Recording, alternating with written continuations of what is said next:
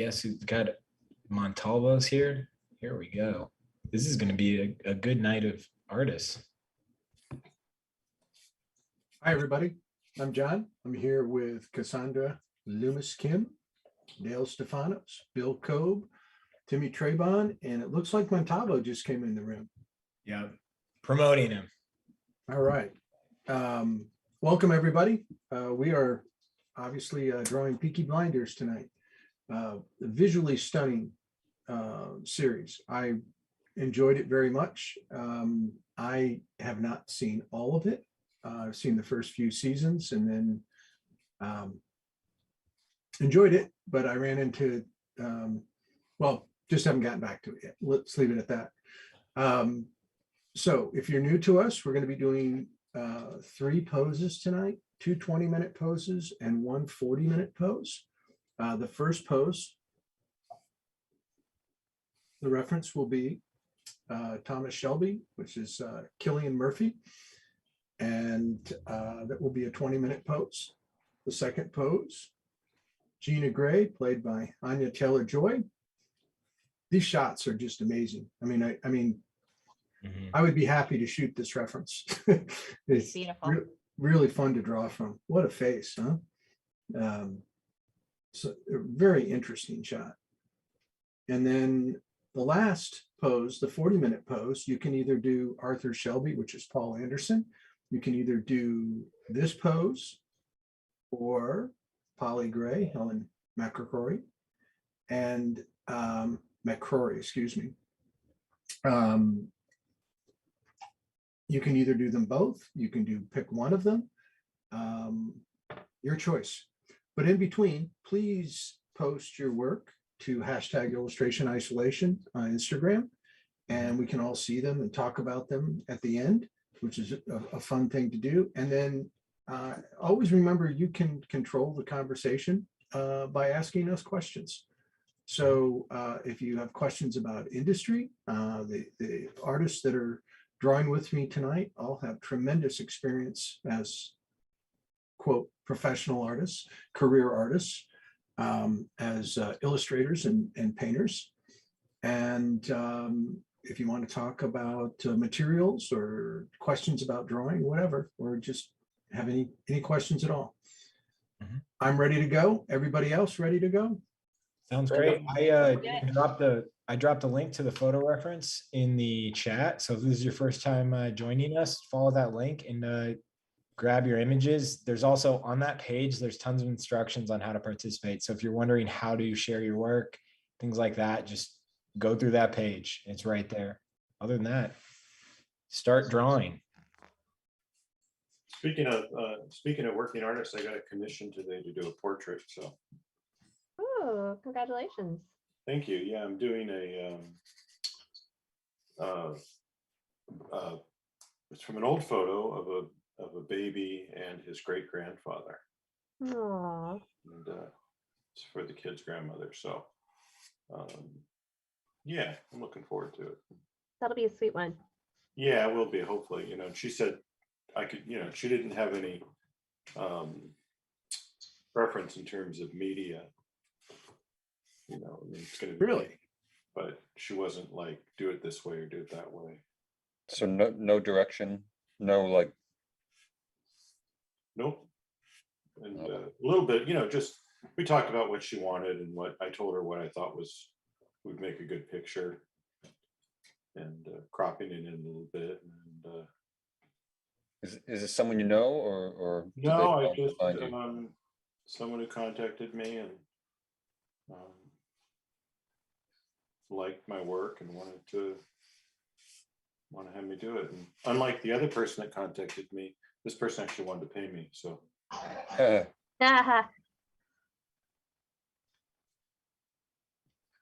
What a concept.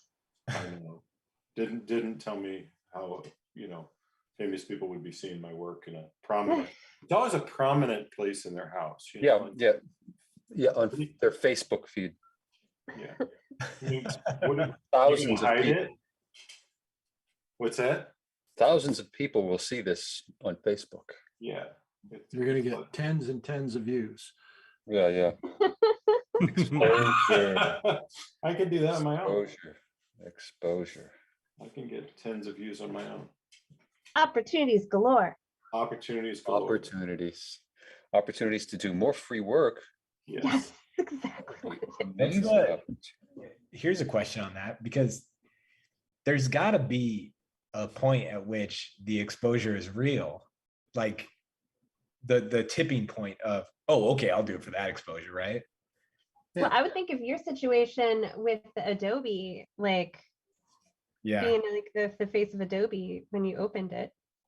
Uh-huh. Yeah. I mean, there still has to be monetary compensation Yeah. or some kind of equitable trade of something that I actually want or need, or that I Yeah. can, or donate money to a charity. I don't know. I've done things that were involved in a charity Uh-huh. that I knew would also kind of put me in a room with people I wanted to be in a room with. Yeah. So that, I think that kind of exposure Mhm. is good. Like, I think of the idea of exposure as if I can leverage the exposure myself, not hopefully someone will see this somewhere and, Right. Exactly. you know, Yeah. And in those situations, the exposure part of it's a secondary consideration, because I'm doing it because I want to help somebody out and I think it's a good thing. And there's an awareness that, you know, the room is, the work's in a place where people will see it. like I got hit up for like silent auctions are a big deal before events, right? Yeah.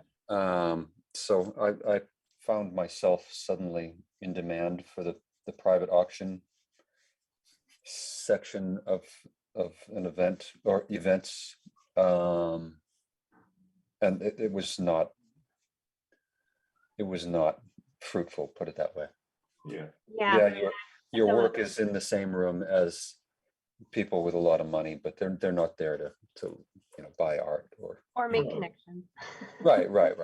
They're really, what they're there to do is show their face and get the hell out as soon as possible. Yeah. But It's funny. It's like, you never know though. It's like No, sometimes I agree. I've done things, George Pratt and I agreed to do this charity in Sarasota that was tied in with Ringling. One of the benefactors of the school convinced us to do this. And so we did live paintings at the event. Oh, wow. And both did landscapes, and I thought, okay, this is great. I now have a painting for myself that I'll never, and somebody bought it, paid what somebody would normally pay for one of my paintings, and Wow. then turns out had the last name of Guggenheim. Oh my God.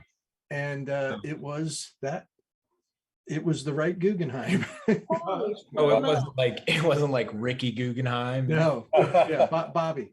Bobby. Yeah.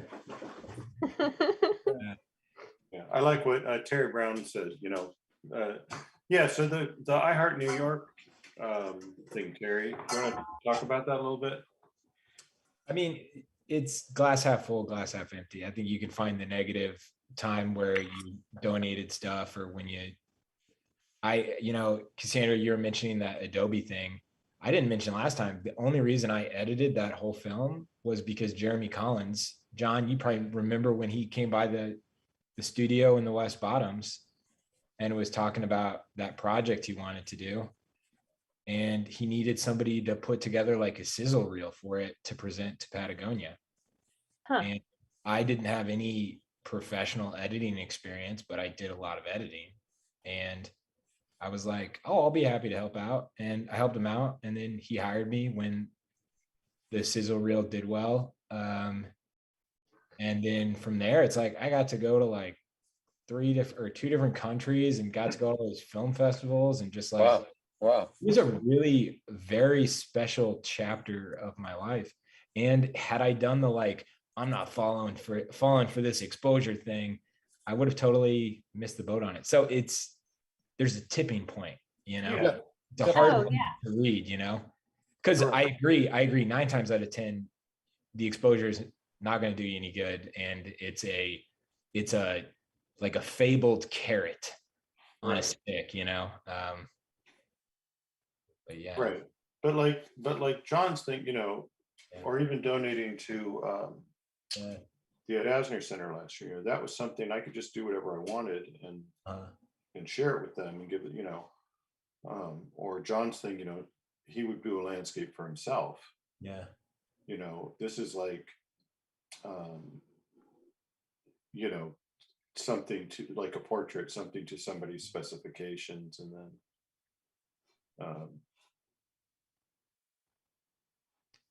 John, somebody says, Marcy says, thought of you recently. There's still loose new pastels in my local Blick.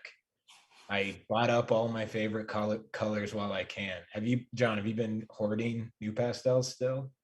I get them when I can. Yeah. Is there a new pastel shortage? Yeah, well, they quit marketing them. They're going to quit making them in individual sticks and selling them that way. You can only buy them by the box. Oh, so you're not going to run out, but you're just not going to get the deal. Yeah, you're going to have to get the right color. You're going to have to buy 12 other colors, Oh, you 20 are? other You can't colors. buy like a box of one color. Oh man, John, They haven't decided yet. I've asked the well, you met Timmy, you met Tim Yep. from Cute Cold Snows, and he did some research. He's the one who sent me a bunch of the creative colors, which work pretty well. They're not quite the same, but they're pretty good. I wonder if we could have like a secondary market where you and I buy the packages, unpackage them, and sell them individually. Yeah, take the colors we need. Take the colors you need and then repackage. Do you know how many eBay empires have been built on that business model? Totally. And Dale, I'm gonna build an empire. Yeah, I've got a friend who I might have mentioned this, so if I did, just endure the story. I've got a friend who, what do you say? No, I've never heard that. Me just saying I have a friend. Yeah, I didn't know you had any friends. That's the first thing. No, Dale, I was saying this sounds like a fresh story. That's all. Okay. Yeah. Anyway, he made a fortune, and I mean a fortune, starting at the beginning of the pandemic, selling $6 million man action figure, restored action figures, and clothing for those action figures. Really? that Cool. he made. That's Like, he has no background in sewing or anything like that, and he's like, he just taught himself how to sew, and like it's turned into a whole thing. I've met so many people that have had like they use that pandemic window as like an opportunity to like catapult themselves to a new level. Yeah. Like I was not feeling like that. Yeah. I was just not in the mood now. Yeah. Yeah, it didn't really light a fire under me. Well, you say that, but you guys started this, so. Oh yeah, that's nice of you to acknowledge that. Yeah. Well, Yeah, this has lasted. It has, hasn't it? It has It's got legs, right? yeah. Have you announced the subscription model yet, or no? What? Everybody just left. Hey, I'm just doing this for the exposure. No. Yeah. Yeah, we're doing it for the exposure. Oh, Dale, and then ask Timmy about the yachts and everything that we bought because of it. Right. Yeah, a lot of myself, I've got a lot tied up in nautical stuff right now. I know Timmy's living high. I saw that trailer you dragged out to California. Like skipper hats. I saw that trailer you dragged. Yeah. It's quite a life. It looks like a hell of a life. I had some. Right, it is hellish. No, I had Oh, some. geez. Well, maybe envy the there. snake garden was. No, it has been. It's been very nice. You know what? When you do things like this, you get to go on little adventures, and you kind of get to dictate your what you do when you do it. It's great, you know. I like that you didn't really have a day off though, right? Because you still kind of showed up for this, sort of, right? Yeah. You John checked let me in. have. You know what? John gave me a couple of days off. He did. Oh man, that's nice. I disappeared every once in a while, so yeah. I'm saving my days up. John saved all of them. Piling them up, right? I think when I'm 80, I could take a couple of days off. Yeah, John takes no days off. Yeah. You know what? I don't know what to. I know how to have fun. I have my activities I enjoy and all that. But as far as like a day off, like I'm just gonna kick around. Like Lake was talking about that in study hall last week. Yeah. Do the same thing, right? I can't do it. I don't like it. I like to be busy. I like to be. I'm pretty miserable company if you're trying to relax. Yeah. Yeah. Yeah. Does anybody else, is anybody on the panel relax or vacation really well? Like you can just turn it off? No, I don't turn, but No. I take little breaks. Like I played guitar for, an hour or so the other day, and Yeah, but that's not a vacation. no, but that's a vacation from, Yeah. other stuff. It's, Uh-huh. it's, Yeah. I mean, I do Jeremiah. vacation, but that means 70-mile bike rides instead of 40-mile bike rides. Oh yeah, Dale. Is biking like occupy space in your mind where you just don't? You're not like thinking about all the stuff you have to do. No, that's why I do it, because it's Yeah. you've got to completely concentrate on what you're doing, and it's very zen. I'm sure it's the same as, I think any exercise is like that. Running's like that. Uh-huh. Yeah. Swimming Tennis is that especially. way for sure. What was that, John? That's what I love about tennis is that you can, if you're gonna be good at it, you got to totally be focused on it. And Yeah, you got to be there. Yeah. Yeah, tennis, definitely. I can see that. It's not a lot of opportunity to reflect in tennis. Timmy, I'm going to mention that if you don't concentrate very hard at jiu-jitsu or boxing, you're going to have two black eyes. Timmy's got one big black eye right now. Oh, do you really? I I didn't was know. thinking your eye looked a little weird color, and I was like, oh, maybe it's just a shadow. I was curious about that, actually. Yeah. Yeah. That's not being, it's because he wasn't present at the time. It wasn't. you're thinking about us. For one split second, I thought I got to respond to that email, and then boom. That's right. So someone was passing out shiners, and You know what's embarrassing? It was Couldn't pass no-gi. it up. It was no-gi, and I was trying to pass this guy's guard, and I just slipped and I just banged my head on his knee. It was like and I might as well just run into a doorknob. Like it was just so self-inflicted. That's how all my big accidents happen. Like, there's no good story. It was like, oh, I just wasn't thinking, and I did that thing. I did go to, this is kind of funny. I went to AT&T because I've been having an issue with my phone. And when I got there, because I don't go out that often, so I forgot that I had a black eye. And I could tell that there were two guys there, and they were like, they might as well have done rock, paper, scissors to deal with me, because they were just like, awesome. You could tell they were just like, I don't want this guy. What is his deal? Yep. Why does this grown man have a black eye?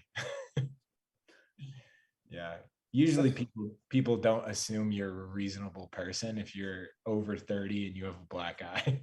Yeah. That's part of what I loved about Fight Club. Ed Norton would show up at work all beaten up, and it's just such a power move. I love when he grins at, when you see his teeth, and it's just Oh, man, I don't like having it, but there are a lot of guys at our gym that wear it as a badge of, they think it's so cool to be beat up like that. They think it's kind of a badge of honor. I'm like, I'm fine. The cool part is they're going to look back years later and then they're going to, well, never mind. They're not going to remember it. So it doesn't Right. Well, you know, what's funny is Gianna was there and I felt it and I turned around. I go, hey, she wasn't watching. I go, hey, is this bad? Because I could see it. I could see it my own vision. And she's not a very stable person in panic. And she just goes, oh my God. That's a riot. And I was like, wait, what? Is that bad? What movie is that where Will Ferrell says that? Is this bad? When he got the dart in the neck? Oh my gosh. I always think of Chris Farley. It's Chris Farley in oh gosh, what is where he's like, is there a mark on my face? And David Tommy Boy. Tommy Boy. Yeah, Tommy Boy. He's like, no, you're fine. He's like, it just feels like there's a mark right here. Whole side of his face is beaten up. I like the movie Hitch when he, if you've seen Hitch, where allergy, yeah, he has an allergy, and yeah. he's himself in the mirror at the grocery store. So he starts chugging the antihistamine. Yeah. All right, we've got a question from Ocean, and it's kind of a good question because it's followed what we've been talking. Sterling talked about this a little bit. Hey everyone, I have a question. How can you tell if your work is starting to look or be too heavily influenced by another working artist's work? And when do you think inspiration crosses that line? Well, you heard Sterling. When an art director tells you they already have that guy, right? You heard Ocean, you heard Sterling tell that story. I think I've had times when I was looking at Chris Payne for a long time, and Mark Fredrickson, and there were times when I was like, that looks a little too much like them. Maybe I should be more me. It's a journey. I mean, you do that to get better because you're trying to inform yourself, right? And it can be seductive when you start to succeed, right? And looking like your heroes.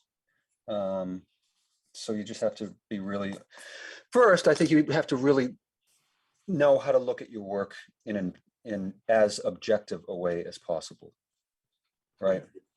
I don't know. What do you guys think? I think it's hard. I think it's hard after a certain point doing this for a while. It's hard to escape your own voice. And the more but I appreciate that, Bill. But Ocean's at the beginning of her journey here. But if you feel that way, if you're asking that question, look around at other things. Expand your. It's easy to be seduced and fall in love with what somebody else does. And so I think that if you're feeling that way, or if you're questioning that, then, are you looking at a lot of different things? Are you, what is it that's making you think that, No, and I hear you, Dale, and Ocean, you don't have to worry about it because I'll tell you.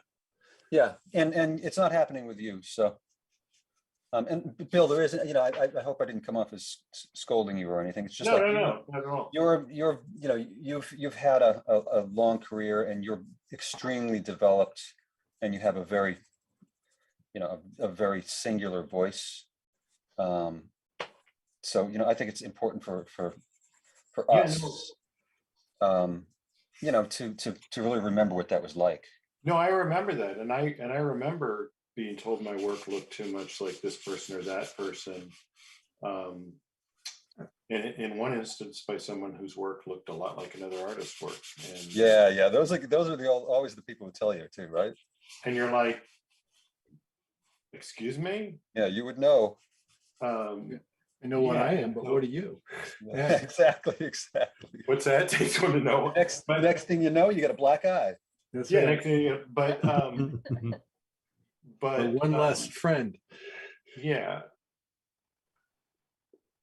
but I think kind of in your journey, you see things and you go in directions, you're influenced by things, and I think that's okay, you know, to let things come in.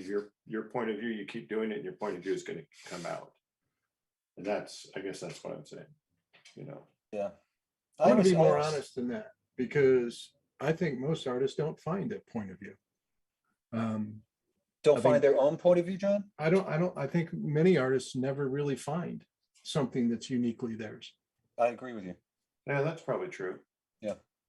But I don't know if I feel like what I do is uniquely mine either, you know. Just I don't know. I think you're pretty Bill Cobb. You know. I think sometimes it's important to be aware of that. Some people just, follow the steps of somebody they actually love and their work, and they really work hard to get there, to get somehow close to what this person's approach is. yeah. But when you do that consciously, and you say, well, I'm doing this because I want to learn the process and not show and publish the things that you do. And I've been, following Bart Forbes for years, and, Bill Sienkiewicz and all these guys, trying, to emulate them. But comes a time that you have to, be a part of it and take another direction.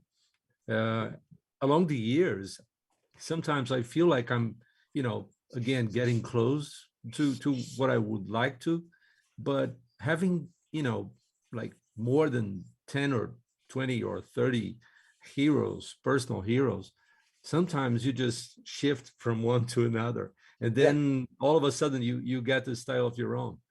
Yep. Yeah. I think I can look at my paintings and drawings and recognize where these people have influenced me so deeply in a subconscious level. Yeah. Not that I'm, trying to be them, but it happens that their colors, their approaches, their line strokes and stuff, they just get embedded in my mind so deeply that sometimes I just, respond to that. But as a style, as something that I collected over the years. Well, I love that. I love the way you put that. I don't want to interrupt the conversation too much, but I just want to give 5-minute warning on this, please. Oh, So proceed, Dale. Sorry.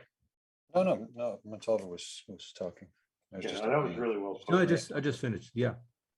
I totally agree with Dale though. I think if you're too close to your idol, like Yeah, you can tell that you are too heavily influenced. I don't think it's something that you're blind to. It may be something that you don't want to face because you like working that way and it's easy and it means you're not going to have to challenge yourself as hard. But Yep. I agree. I think you do know. Yeah. Yeah, and the thing is, it's like, I know I relate things to music a lot, but it's like when you finally learn how to play that song or play, like, nail that note for note solo or whatever, it's thrilling. And it's the same with what we're doing here. It's like if you finally get to the point where you draw well enough and you know what the techniques are and you're able to apply all of that, that's really thrilling. And it can be difficult to move on. Yeah. Because you feel like you've accomplished something when really all you've accomplished is really learning someone else's, the result of someone else's journey.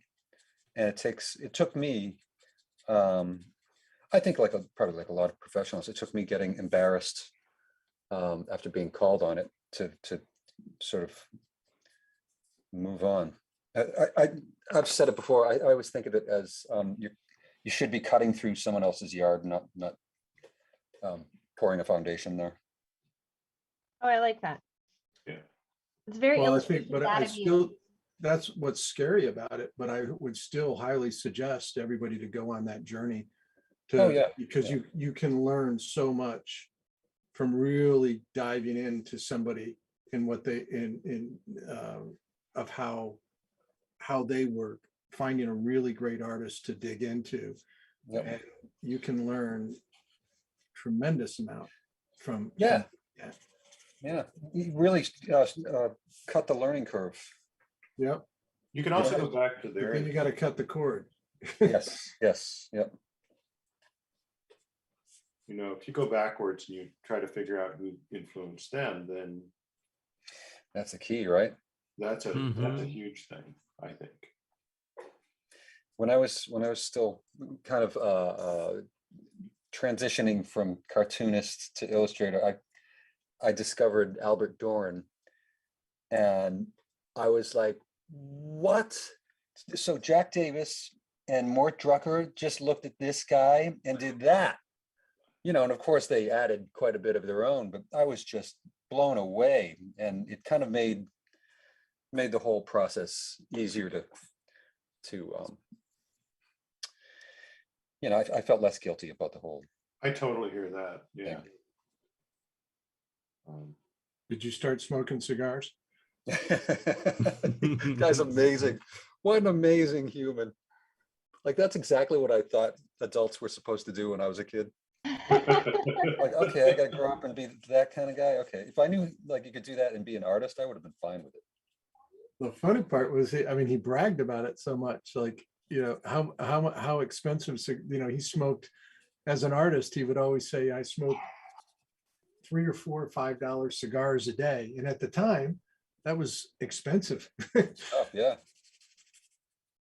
That was a mark of his success, I guess.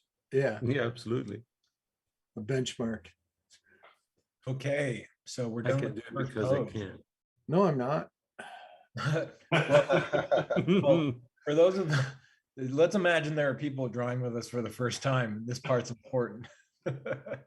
We're moving on to pose number 2, which means please snap a photo of what you've been drawing, share it with us on Instagram using hashtag illustration isolation and at Visual Arts Passage. And we're going to be moving on to image 2. John, that looks great. I don't know. I picked like 2 really, a white and a black to draw with, and they're both incredibly soft. And I don't have any control of it at all. Yeah, Well, but you've got the light beautiful. Yeah. Oh, that's beautiful too. Is that whatchamacallit? Yeah, he's Your there. ink? Oh, wow. Who, me? Cassandra, yeah, are you drawing with your special homemade ink? Yeah, I'm working with my ink, and then I've got some gouache on a palette over here too. That's very cool. I like that. I thought that was a you're not the boss of me moment. You know, when John's like, I'm not done. Okay. So Cassandra, I was at Trader Joe's about 20 minutes before I showed up here and assessing the art, and I thought Cassandra could do that better. Thanks, man. I don't know who did that, but Cassandra would kill that thing. I opened the first Washington DC store for Trader Joe's, and I can paint George Washington in my sleep now. oh wow. Sorry about that. That'll be fun to see. I'll pay tickets for that. Definitely. Ours is right next to Gillette Stadium, so it's just all Patriot fan themed. So it's all tailgating and Patriots this, Patriots that. You just go in to hang out, right? Never buy anything. Yeah. So this is funny. So we've moved on, and yet what I'm seeing, people. Sorry. I definitely did not move on. I only said that because I have no idea what the next one is, and I was going to cheat and just do whatever you guys were doing. It's It's the girl from the Queen's Gambit. Oh, she's got such an amazing face. All right. What a face. Oh, her eyes are amazing. Yeah, so if this is your first time drawing with us, please share your work. We're going to look at it at the end of the night, so don't be shy and post it.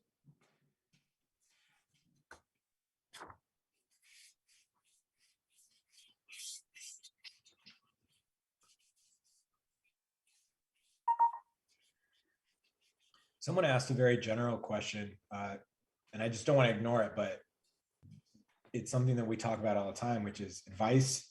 What advice can you give people wanting to pursue this field? I'm assuming the field of illustration. I think everybody would agree, probably practice, right? Yeah. Learn to draw. Yeah. Also, like, you really want to do it. If you don't, it's so much work. Yeah, that's such a good point. Figure out which part of the field you want to be in. Learn about the industry. I think one thing that helps is not torture yourself on the process. Try to have some fun and embrace the mistakes if you can. If you're not working for a client, but the process sometimes it brings some mistakes and frustrations and stuff. And if you handle that, in a way that you don't torture yourself, I think you have more than enough chances to grow if you recognize the mistakes and okay, I did it wrong and I'll do it again, no problem. Yeah. And take it easy on yourself. I think that's one of the hardest thing to do. Take it easy on your own sense of critics. That's such a good point. Yeah. It's so easy to be hard on yourself, right? Yeah, Montalvo, because you're you know where saying- it hurts. You Yeah, know you're how to. saying that in hindsight, right? Because you didn't necessarily follow those rules. Because you worked really hard at it and you pushed yourself really hard. Yeah. The point is that I think nobody knows better, where it hurts than yourself. And then sometimes you just keep, your inner voice. It keeps saying, some real hard things to yourself, like, I'm stupid, I can't do this. Oh, this is not good for me. I'll never I'll never get over this. And this kind of, inner thoughts, they really hurt so bad. And if you recognize it and you just, let it go, just say, no, I'm learning. I can do whatever mistake I every mistake on the book, I can do it. I'm not killing anyone if I do something wrong. It's not, like being a jet pilot where your mistake can, take so many lives. That's such a good point. Yeah. Yeah. I don't know. I've done some pretty bad stuff. Might have taken a few people out.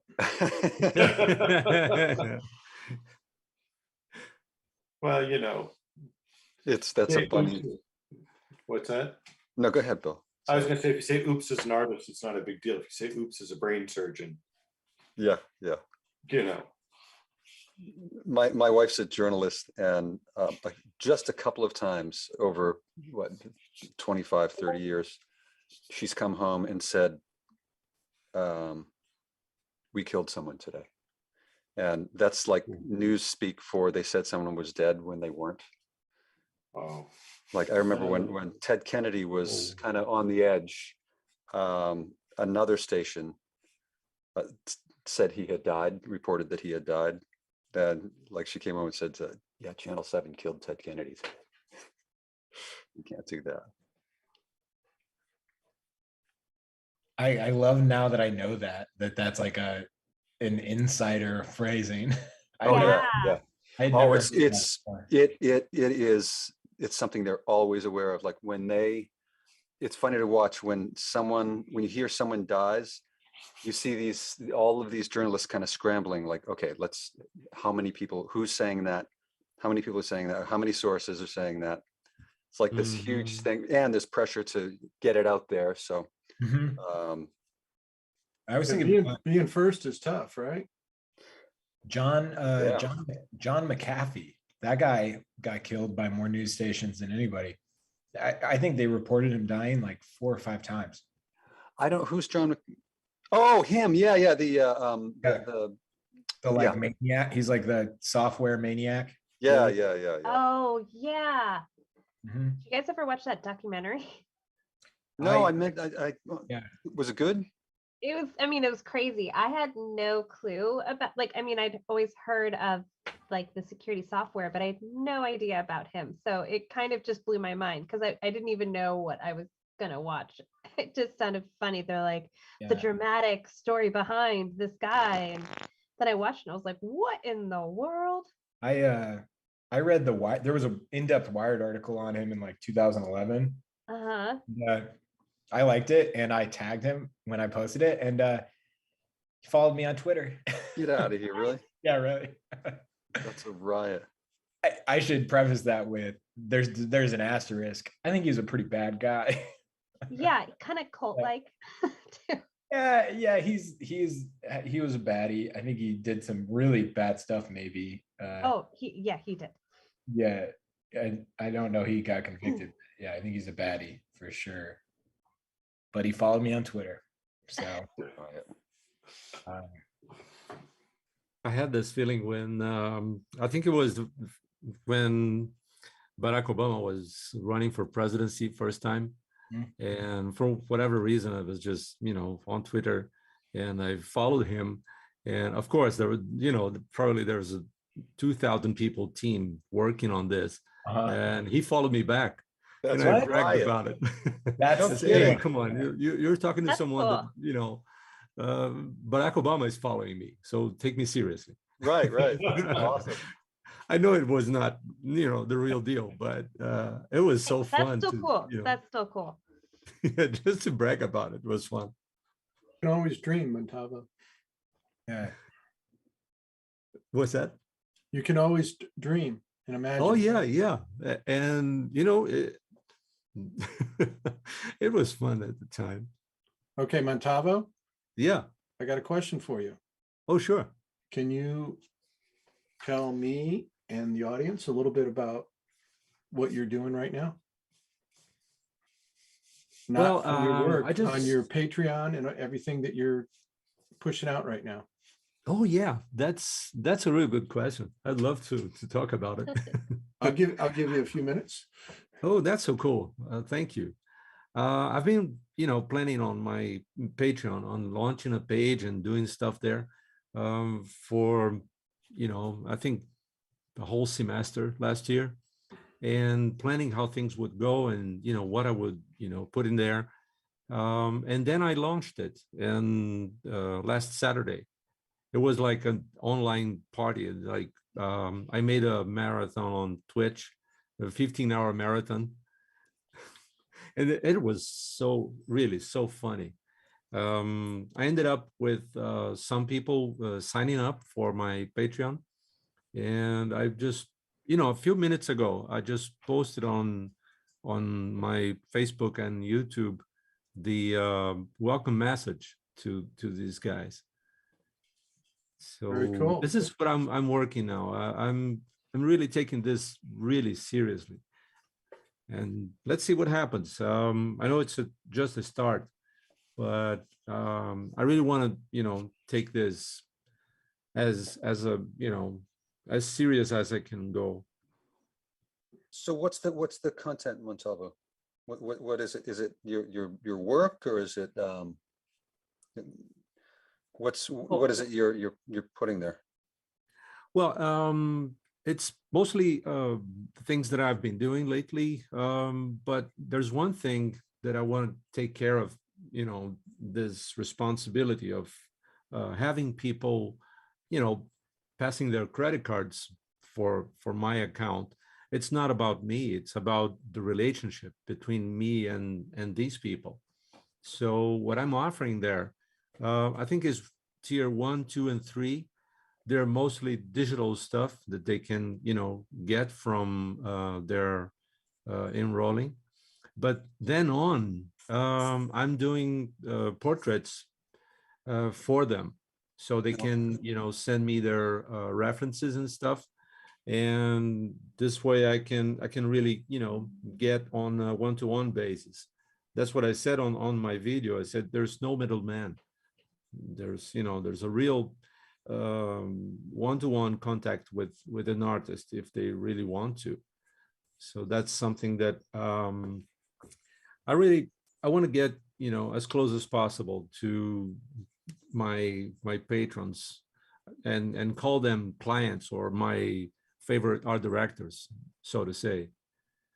If they want something on my techniques and whatever I can do for them, it will be really an honor to, to have these commissioned artworks from people that trusted me.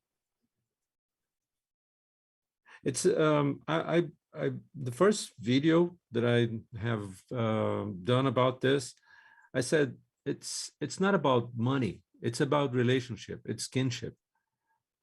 And this is something that I really trust on my, with my guts. I think it can open some doors to getting a community together, people that like this kind of work, that I care for them and they care for me back. So I may be just, daydreaming and say, well, this is not anything that I would like to be, but I'm giving it a try. I'm working hard for it.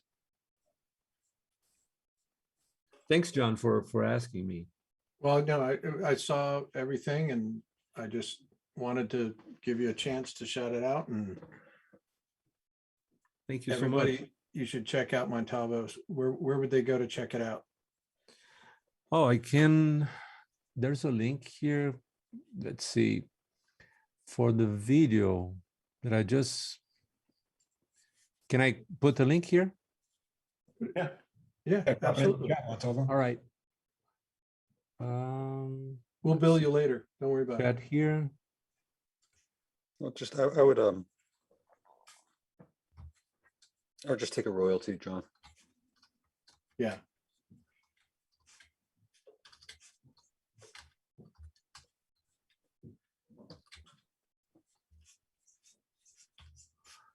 Here's the link for the video and the actual Patreon page.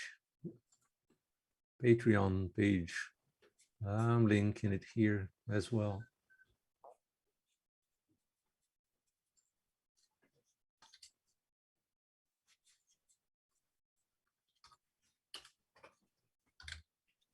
And I'm just going to tell everybody Montalvo is a very good artist and a really nice guy. So I'm pretty confident I wouldn't suggest it if I didn't believe it.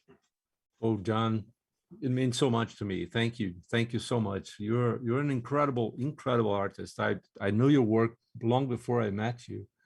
And then, after these, how many, 25 years, I think, we became friends, and, you're still a hero for me in so many levels, and a friend. And that's something that means something for me. Well, we've known each other long enough. We kind of grew up at the same time. We're pretty similar in age. And how old were you both when you met? I was 30 something. I was 30, 34. And I think I was 31, 32. Yeah. Mm-hmm. Did you both feel like your careers had begun, or were you, John, your career was kind of in full swing at that point, was it? It was. Yeah. Yep. Montalvo. Yeah, I had it going in São Paulo. I was working for advertising agencies mostly by then. And when I got back home, I just, I had a feeling that I had to dump my portfolio as it was and redo it from scratch. I think most of us have done pretty much the same. And I spent like 1.5 years working in a advertising agency, but every night I was just working hard, building a new portfolio. And it took me like 1.5 years to get it done. And then I left and started working freelance, and there was editorial market, really going on by then.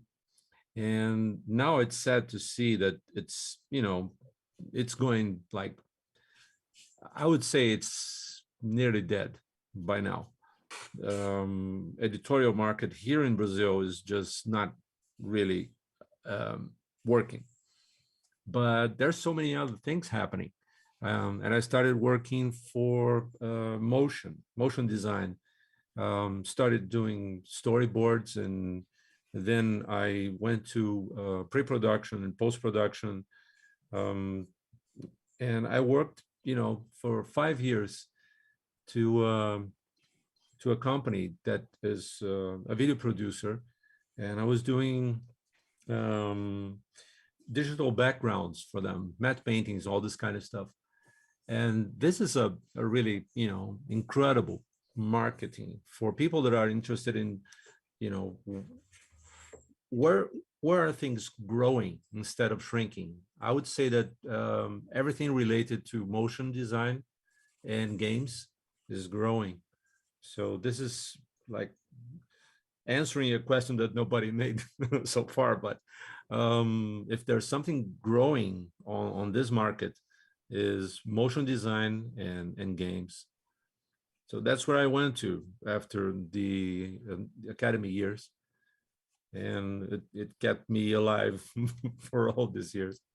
And Montalvo, were you suggesting that like editorial or published, those are shrinking opportunities? Yeah, absolutely. Well, from my standpoint, from where I see, this is like a dying market. It's sad to see, but sad to say it, but that's basically what happened here in Sao Paulo. Most of the, real big editors, large ones, they just closed magazines like, in 1 year, I think more than 20 magazines are, gone. And many other publications are just, or either shrinking or dying. Right. And they never actually paid that well anyway. But I regret that they didn't pay us as collaborators as they should when they could, when they had money. And that's why I think, international markets for this kind of thing, they have more respect for the artist than we had felt here in Brazil. And this is one thing that I'm really looking forward to, just, changing the public that I'm talking to. That's one thing that is really important for me, that John raised up the thing of my Patreon, because this is the first time I'm recording videos in English and trying to work for a totally different audience. I have to deal with a second language. English is not my native language, but I feel comfortable, just listening to it and speaking and doing stuff. But recording things in English and having to, be myself using a different language in a way that is not responsive, like talking to someone else, like we are doing here, is a new experience to me. It's something that I have to learn more from. That's difficult if you're if you speak English as your native language.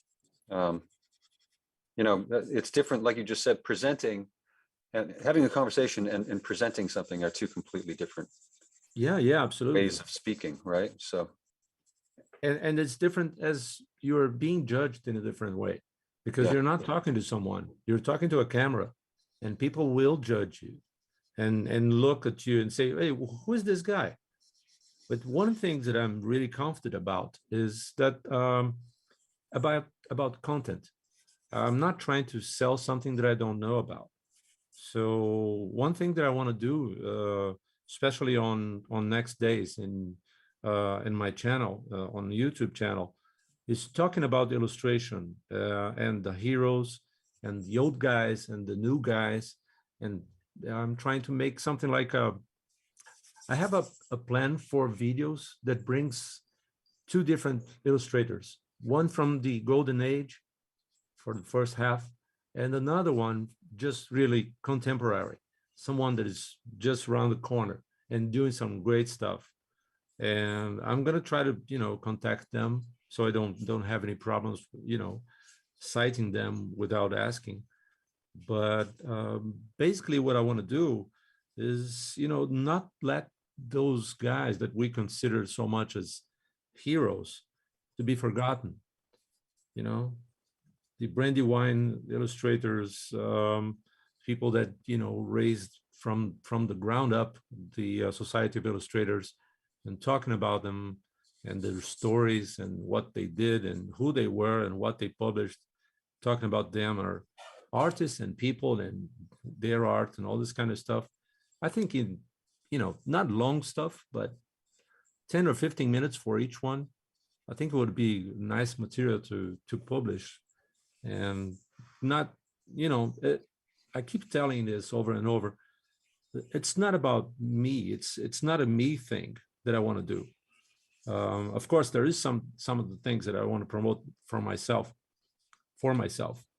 but most of the things that I want to do are, you know, for the sake of the love that I have for illustration itself. So this is what I want to, you know, point out on, you know, when I invite people to check my YouTube channel. It's not really about the me thing. It's about an illustration, you know, passion that I have. I don't know if I just, you know. It sounds very interesting, Montalvo, and I hope some people go and check it out, and I can't wait to check it out more myself. Well, that's, you know, that would be so cool if you could just. I just posted my third video today, and this video is about the other illustrators. I want to post them, you know, after next week or so. The thing is, I have to make it as a discipline for myself, posting videos every week. I have to do this. And I'm getting good at editing, you know. This is something that I really never got into too much. It was just I posted a video and then 6 months later, do another one. But now I'm getting a hold of it.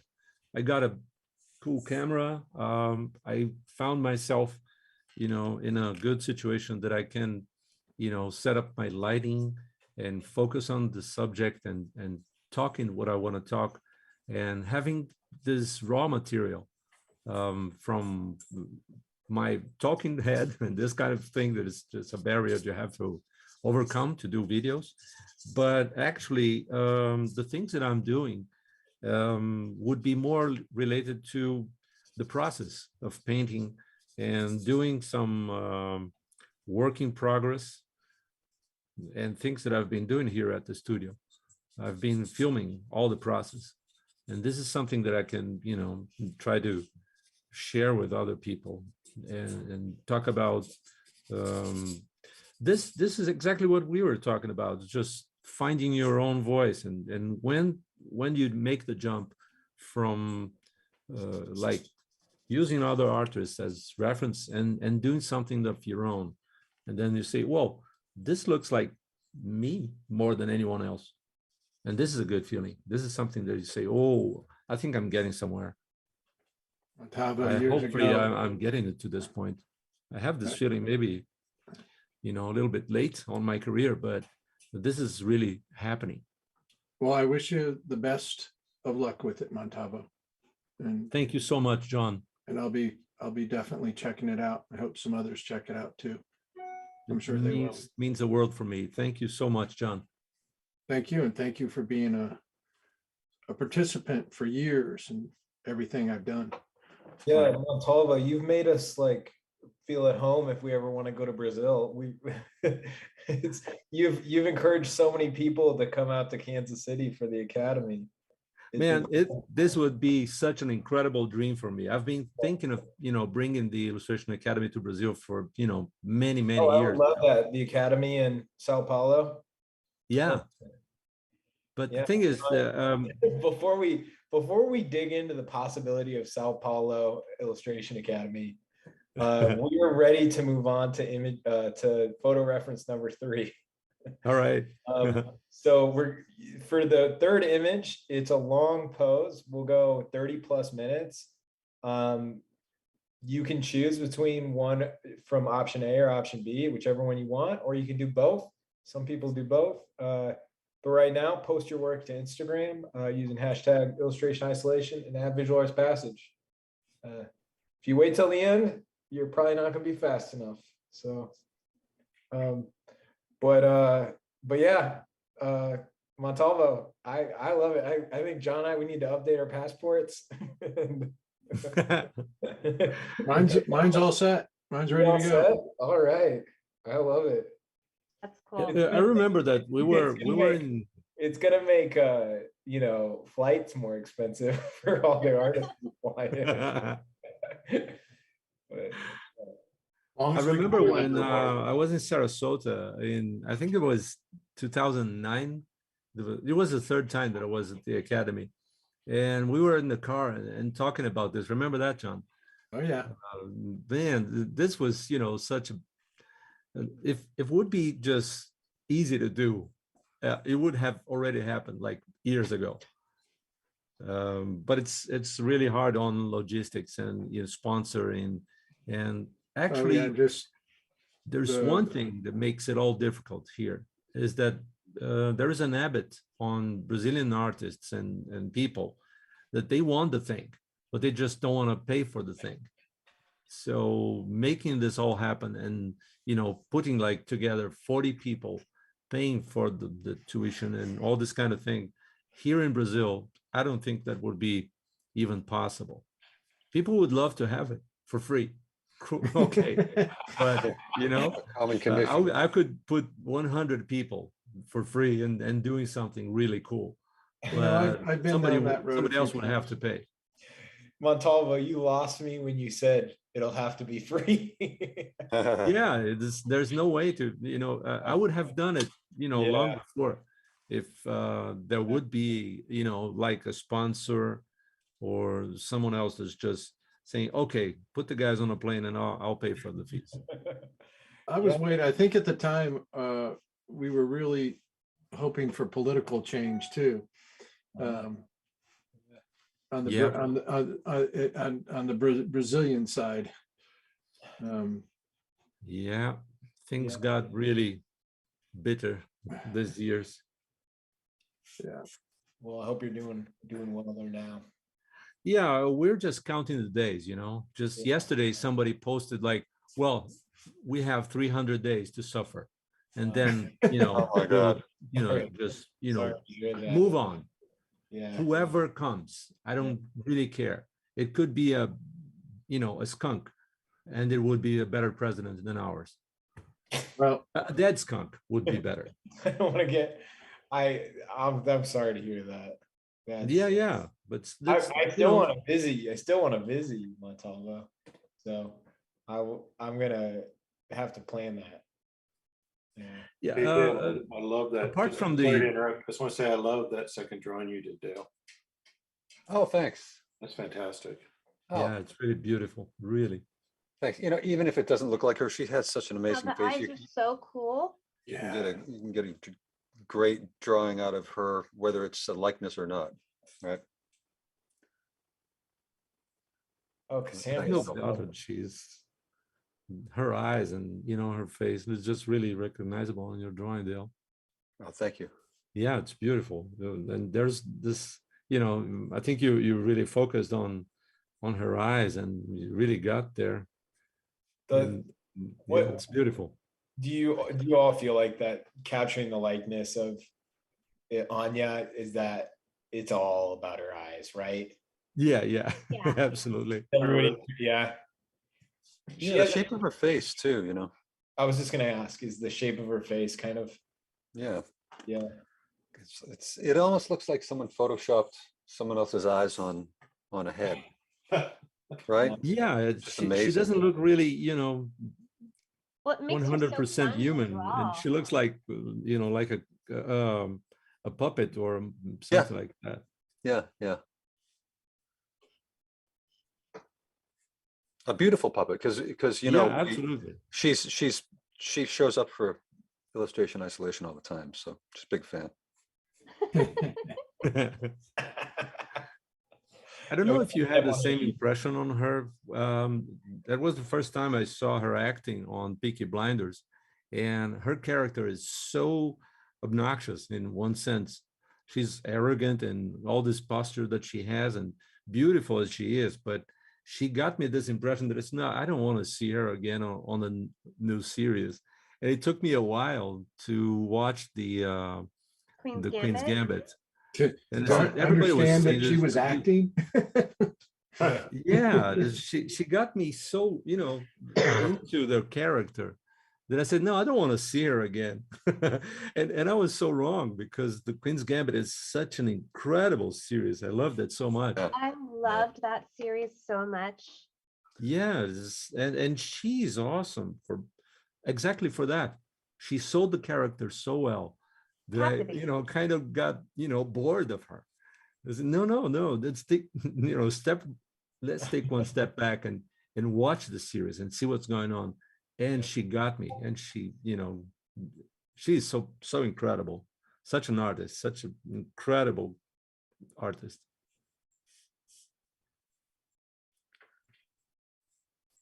I liked her parody on Saturday Night Live of the Queen's Gambit thing.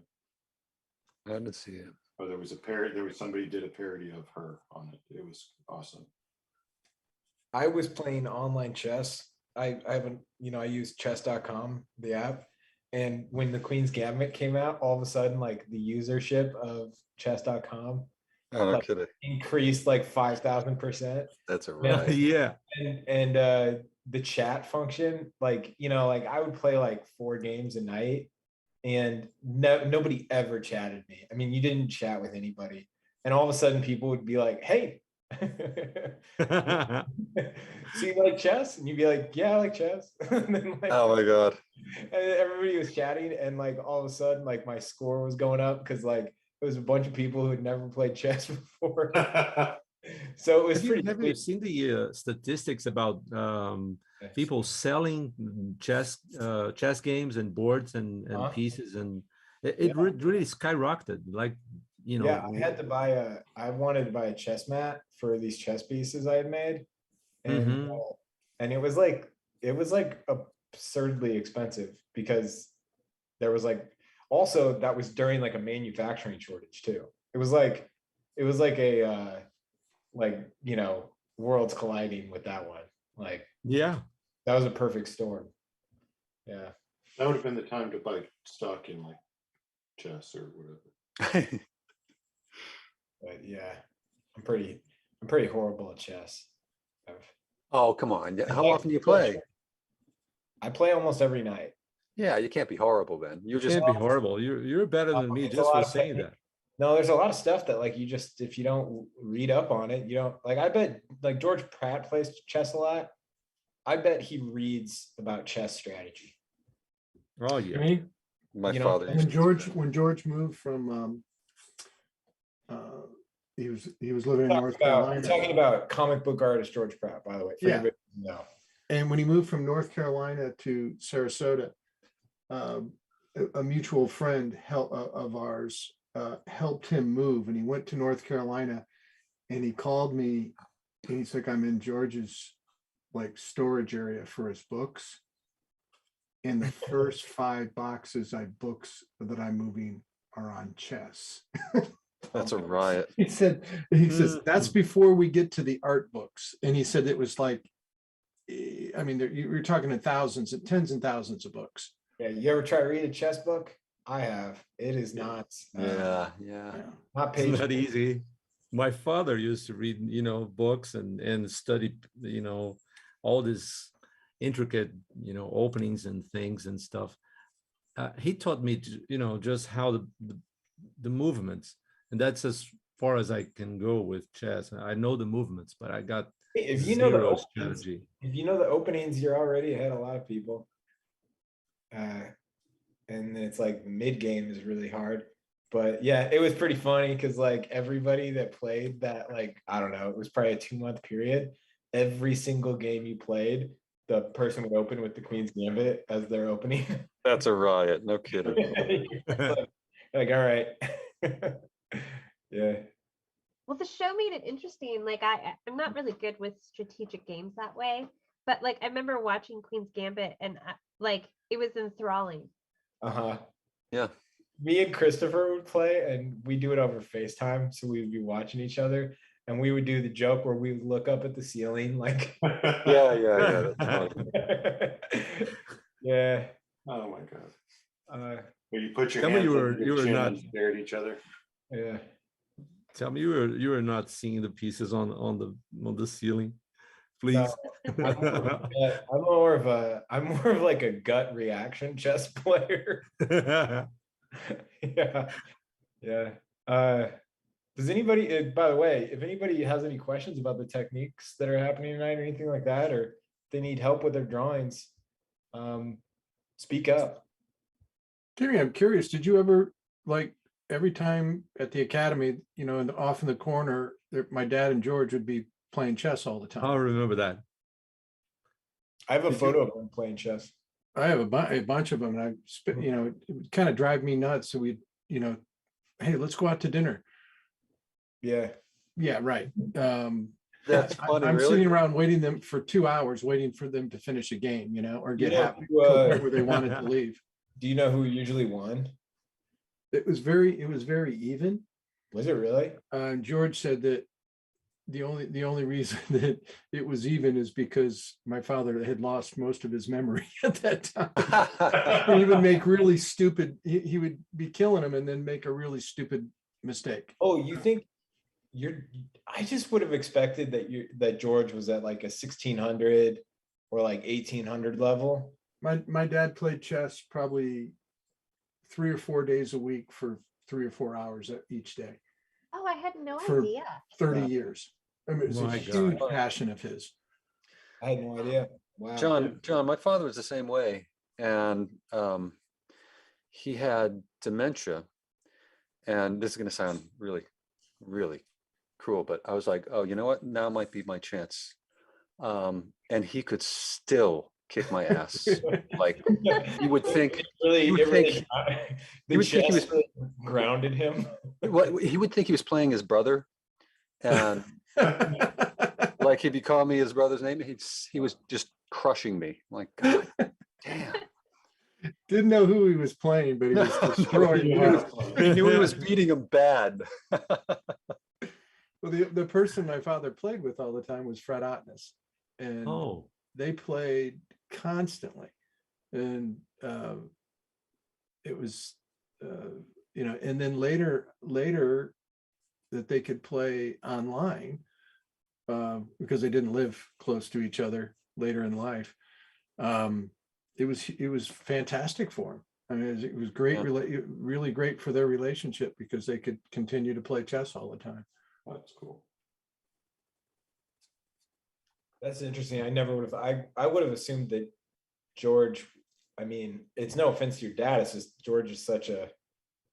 I mean, if you're reading boxes of chess strategy, I mean, there's a lot. It's a lot of math and science. I mean, it's like it's very matter of fact. Like a lot. Yeah, he did all of that too. I mean, he was way into it. Yeah. I have a copy of the Bobby Fischer book, and I've read like 5 pages of it. Yeah. But I've got it out so people know I read. Yeah. That's your infinite jest. It is, except it's a short, tiny little book. Yeah. I know. Yeah. My father and I played a lot when I was a kid, and he always won. I didn't know until I was like living with Christopher a few years ago. That was when I really got into it. And I didn't understand that there were like openings and middle game and end game and stuff like that. And my dad played chess a ton, and he would play us when we were little kids, but he would just decimate us. Yeah. He like walked us through the strategy to be like, oh, you know, you want to pin, you can pin this, you know, you can pin the queen here or whatever. He would just like destroy us. That's funny. That's what my father did too. So he taught you the moves, right? He taught us like what the chess pieces could do, but then gave us no strategy. Exactly. Yeah, that's how I learned, and that's all I learned. Just like, and then he was just like, and I am the alpha. Well, my son and I played, and I never read any chess books, but he would be looking up videos online about all the openings and reading about things. And so I got it, you know, I got beaten on both sides of it. That's funny. Just like, My dad was very much like, I am both physically and intellectually That's a riot. superior. Huh. Yeah. Huh. Yeah. It's funny. So Bill, you got beaten on both sides. yeah, my son would be, and I was just like, Yeah. as soon as, you know, Oh, I've got a nephew. I'm excited to teach him how to play chess someday so I could beat him. So you can beat him, yeah. Yeah, I'm not going to teach him any of it. I'm just going to show him how to beat. And then, yeah. but I didn't mind because I didn't care if I won or not. I just liked Oh, the play. yeah. See, that's where we differ, Bill. Yeah. That's funny. Yeah. Do you guys know want to know a funny story, a cool story about how I taught my son how to play chess? There was this morning that we went to I think it was a coffee shop or something, and I think he was 4 or 5 years old, and there was this chess table there, and I started showing him some of the movements, and he just picked it up really fast. And then I think it was 2 days later, we went to a shopping center, and all the floor was checker like a huge checkerboard, black and white. And I started playing with him to say, well, if you were the horse, what would be your movement? He said, well, 2 for this side, 3 for those. Yeah, here. And what if it would be a bishop? And then he started remembering the movements and walking on the floor. And just the other day, we went back there to this place, and he said, hey, I remember this floor. This is where you taught me how to play chess. Oh, that's awesome. Oh, That was, something so cool about, his childhood. Memories and things. And I love him so much. Oh, that's cool. Yeah. How old is he? He's now? 20 years old now. 20 now, yeah. Yeah, he spent like three days here last weekend, and we just couldn't stop talking. We went into like 2 or 3 in the morning and talking about movies and music and stuff and games and whatever. And he became such an interesting adult to talk to. That's something really interesting to see how it changes. How old is he, Montalvo? He's 20 years old now. He's the same age as my son. Oh, really? Yeah. Yeah. That's going to be 21 next month. Oh, cool. What date, And- John? Pardon me? What date? The 9th. Oh, okay. My son's the 26th. My daughter's birthday is the 14th of this month. So How old is she now? she's going to be 32. Oh my God! I remember drawing her as a child, and I asked her to to play something like as a reference, and she was just a kid back then. Kind of cool. Well, man, we have known each other for more than a couple of years, so kids grow. We don't talk about this a lot, but tonight everybody on the panel is a parent. Oh, wow, that's true. It's cool. I mean, I think that's an interesting thing. I don't know. I think that's kind of what was that like, starting your careers as a parent? I knew you're all as very you were at different places when you probably entered parenthood, but what was it I like? loved it from What was it day like one. becoming an artist and being a parent? I really loved it from day one. It was just I was born for it. Yeah, same here. It's funny to me, that's a really good question, and I'm trying to think of a decent answer, but I didn't really think of it because, I had just taken being an artist for granted. Yeah. I was just worried that I'd be somehow screw it up. How am I going to screw this one up? So far, so good though. 24, 20, 21. Oh yeah, your daughter's killing it too. Yeah, we went to a, they're filming, she's working on a Paul Giamatti movie. I don't know the name of it.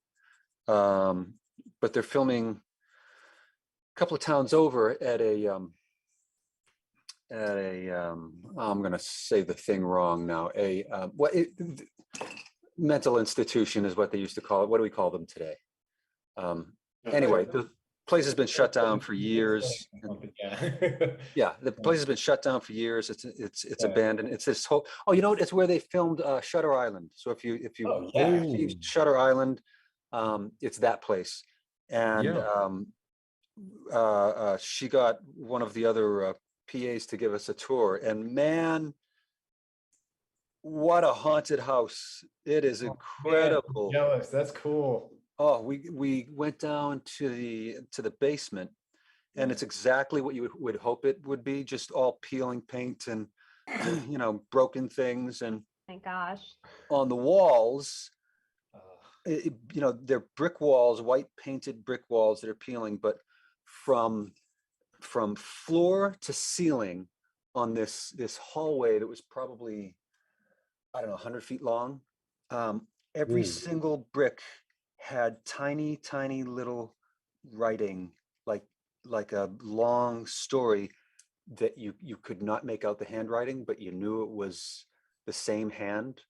Great. Well, I shouldn't say that. It was amazing. So anyway, that was today's experience. Yeah, that's gotta be so exciting. That's like to see your daughter. I don't know. Yeah, it's fun. Go off and do her own thing. Yeah, it's fun. Somebody just asked, were many of you having to juggle watching kids while you were working too, or how did you juggle that? I tried, but I failed so completely that we decided that we needed to put him on a kindergarten.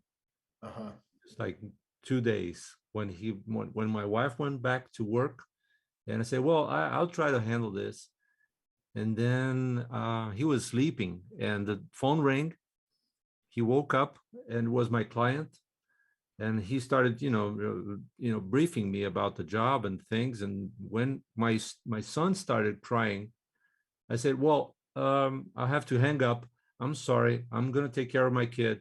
Can't talk to you right now. And hang up the phone in the face of my client. And that's where I realized that I said, no, this can't be done.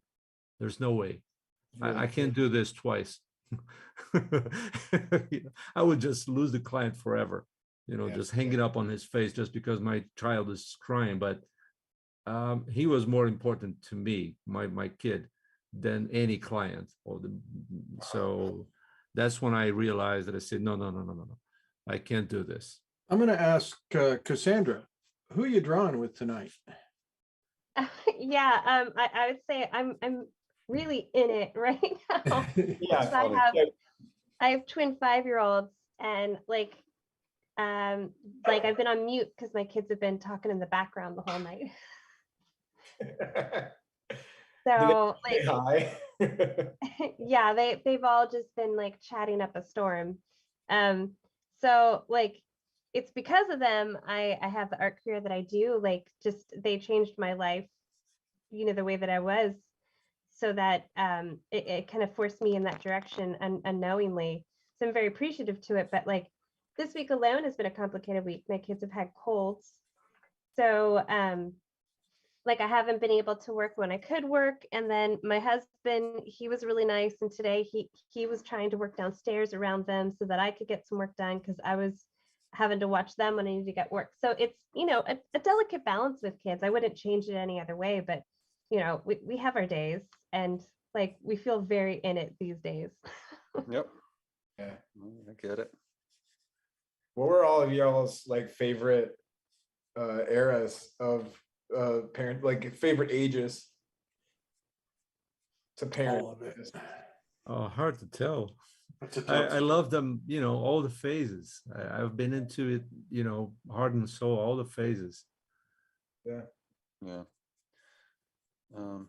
I loved, I agree with what Montalvo just said. I love them all. I love now, seeing them become adults and kind of find their way. But looking back, I set up the studio at the time so that they would just come in here, and I had like 3 computers in here, and I had a drum set in here, and you were fun, Dad. I guess so. Yeah, I guess so. I don't know. I was able to. Yes, you are. I'm telling you. Yeah, you are the father I would like to have. Yeah, you were cool, Dad. For sure. Not always, but most of the time. It was like that was the way we worked it out. So Maria would go to work in the afternoon till late at night, and so I would just try to bust out as much as I could in the morning. And as Cassandra, you can back me up on this. You learn to be extremely efficient. Oh with your gosh, time. yes. My time management skills are amazing. Oh, like I realized what used to take me a week, I could do in a day. Yeah, I have a I have to do full-time this. like gallery schedule on a part-time working schedule. That's amazing. Yeah, yeah, you're capable of a lot. But I miss baseball games. I miss avoiding the other parents at soccer games. Not making eye contact. I know that. I've been there. Not in soccer games, but in birthday parties. Yeah. So I love it. I got so I got so relieved when those birthday parties were not, I didn't have to attend them anymore. I'll just leave my kid and go. They say, oh, now I'm back to life. Yeah. The phases though, like, do you guys remember the first time, or not the first time, but when you realized, oh, I can just tell them to go brush their teeth. I don't have to go do it. Oh yeah. I'm not there yet. Oh, Cassandra, it's going to be amazing. Okay, say hi. Just say hi. Hi. Hi. So sweet. Raise your hand under here. I want to get up. I want to get up. No, you're not gonna get up. Look what Mr. John's drawing. Do you like that? Mm-hmm.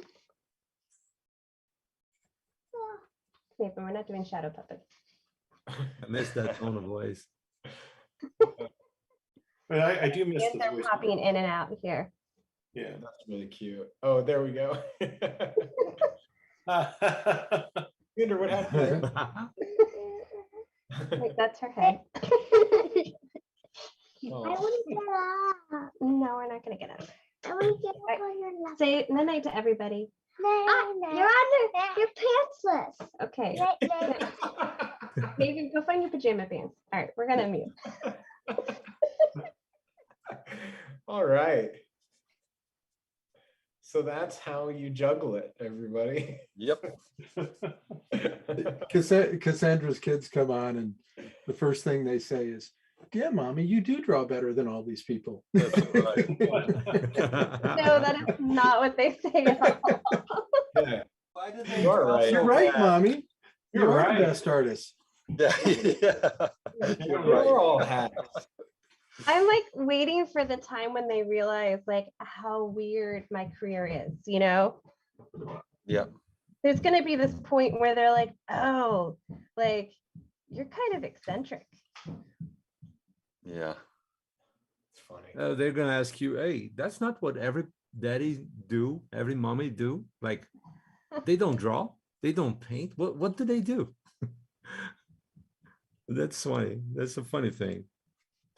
Hey, For Montalvo, a while, Gabriel thought that everybody was doing the same thing until he realized that I was the weird one on the parents' meeting. I was the one who draws.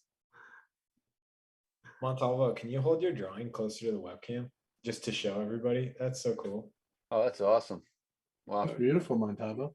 Oh, thank you. I really have a good time here. I just didn't want to change the character. I'm sorry. Oh, that's okay. Oh yeah, I think it's reflecting, right? Because of the graffiti. I just wanted to see more of it. I Oh, love it. Bill, that looks really cool. Oh, thank you. I really like that a lot. That's cool. Wow. That's like Cool, a man. cross between this guy and George Orwell. That's what I was thinking. yeah, too. absolutely. Yeah, Yeah. I was thinking that as well. We drew him this morning and I thought he looked a lot like Paul Newman too. Like in his eyes. Not in this photograph as Not in much. the- no. A little bit in his eyes, but in the one we drew this morning, it really did. Yeah. Bill, You know, how- I was thinking of doing a series of the Peaky Blinders for a while. And I was gonna just, play around with you guys and say, yeah, I did this while you were talking. Oh, that's great. Good idea. No, Oh, I but should've I blown did it. this, a few weeks ago. Bill, why did you go with those two colors? Any This reason? one? Well, originally I was going to use the blue, but then I decided to warm it up, and I liked how the brown darkened everything up once I put it on top of the blue. It gave it made it more human, I think. Yeah, it works so well. But it's a warm and a cool, and then I'm trying to erase out some of the lights, which it's a little bit more blown out on your screen than it is here. Yeah. I always find it interesting trying to guess which of the last two images, who's going to choose which one. I always try to guess in my head, like, Are you usually right? no, I'm always wrong. Oh, really? Yeah. always wrong. So do you have like everybody reversed?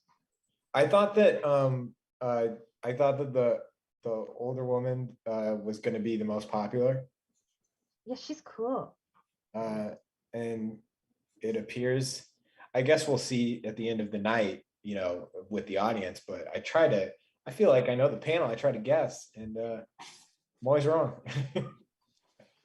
Well, you guessed right for me. I thought she's cool. I thought she has like a whole Diane Keaton thing going for her. I thought it was Diane Yeah. Keaton at first, yeah. I drew her this morning too. Is there a reason you all went with that you chose the image you chose? Or is it just kind of like oh, I like this, it feels good, and you just go with it? Interesting face. Yeah. Shape of his head. Yeah. I'm gonna draw her one way or another, maybe tomorrow, maybe some of this next few days. I think she's such a strong character. Everybody, this is the 10-minute warning, by the way. Oh, Bummer. Oh.